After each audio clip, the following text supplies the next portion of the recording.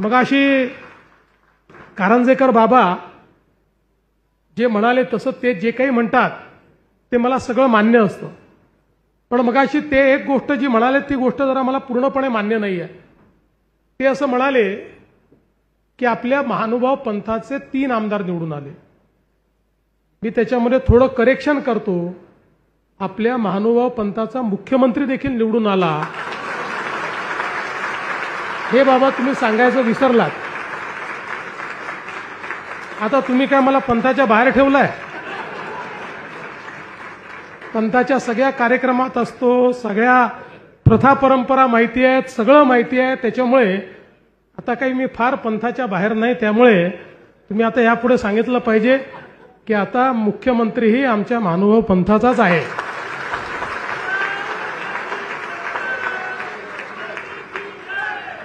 आणि खऱ्या अर्थानं या ठिकाणी भगवान चक्रधर स्वामींनी या महानुभाव पंथाच्या माध्यमातून समाजामध्ये जो विचार रुजवला